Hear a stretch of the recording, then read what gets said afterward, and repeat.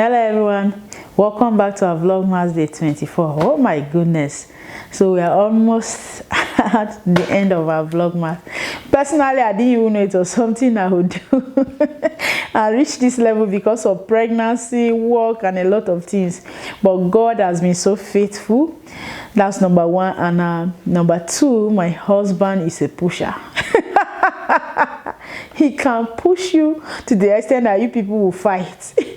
He will encourage you, that his encouragement will become force. So I love him for that, although, because if he is not like that, a lot of things I wouldn't have been doing in my life. But he so much believes in me. I'm not sure he believes in himself the way he believes in me. Sometimes he's believing in me so much that I'm afraid to come and mess up, and then him who is believing in me will not say, this one I ought to fall my hand.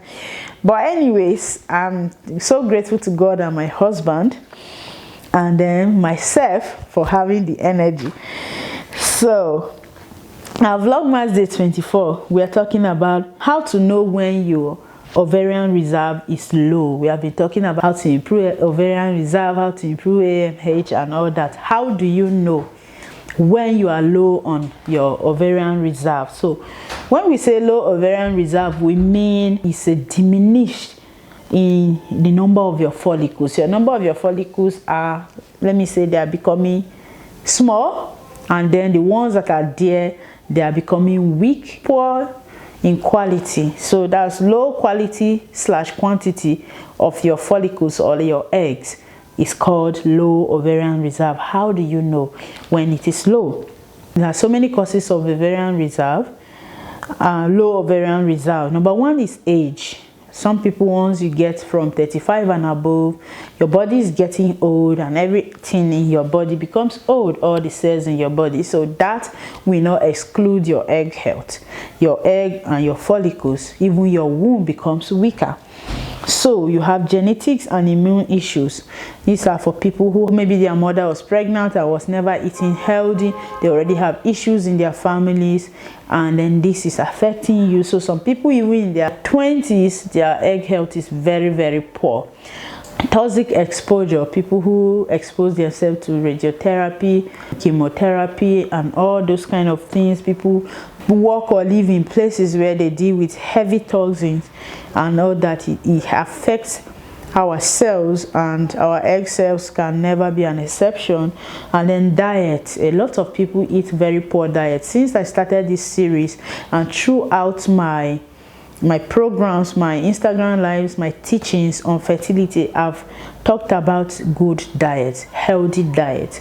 Once you are eating so much junk, all those shawarma, pizza, indomie, macaroni, taking soda, all these things affect egg health.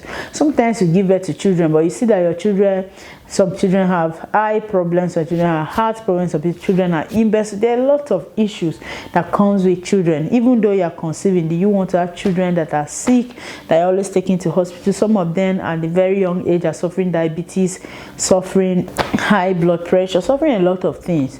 So these are because the poor food choices their parents made before conception, during pregnancy, and after pregnancy.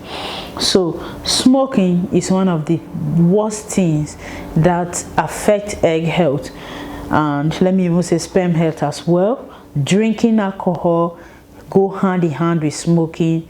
The damages on our body system is so bad. Then stress. Now I told you before that stress causes hormonal imbalance, menstrual ovulatory irregularities, and a lot of things. So once you are stressed, you don't know how to manage your stress, all these things affect your ovaries, your ovarian reserve.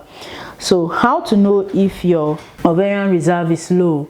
Number one, we have menstrual cycle irregularities. That sometimes you see that your menses has gone from being 4 days or 5 days of normal flow to being very scanty and reduced to 2 days, and then you start seeing dark periods. Period is coming and it's black, or it's coming brown, and it's as if it doesn't want to come. These are some of the things. And then when you get older, your periods start reducing. You start seeing that you're getting so much tired. There are still some of the signs that your ovarian reserve is not good enough. And then another thing is, you go to the hospital or a lab, you check your FSH and your AMH. So FSH is the follicle stimulating hormone. It tells us the quality of the eggs that we are producing. Once you go for FSH test, it's going to show the quality of the eggs that you're going to be producing. And then AMH is the anti-malarial hormone. Tells us how many eggs you have left in a particular time. That could be 3 months, 6 months, 1 year, even your lifetime. That depends on how you're going to take care of it after you've gotten that result, because they said that is the amount that is remaining, but you can do something.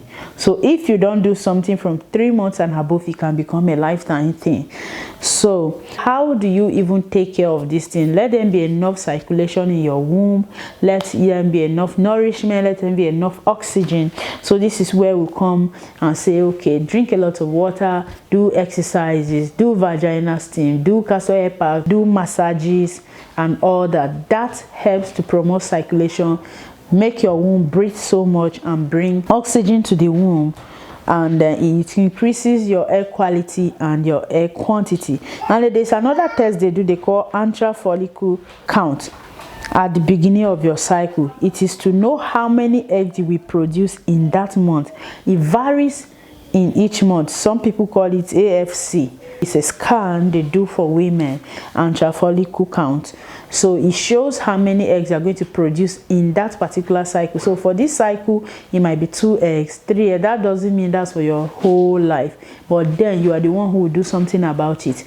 If this month was 2 eggs and then you don't do anything about it, you might get 1, next one you might not even get anything.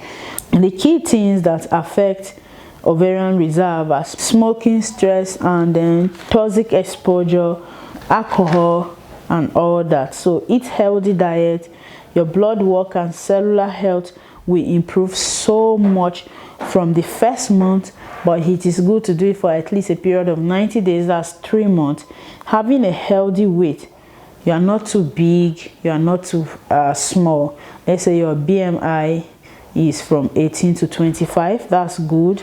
Body mass index. And then exercise, take walks. People that are from places where they do things like yoga, acupuncture, it is very good. You can start yourself on omega-3 fish oil because it helps in fighting inflammation and it promotes hormone balancing.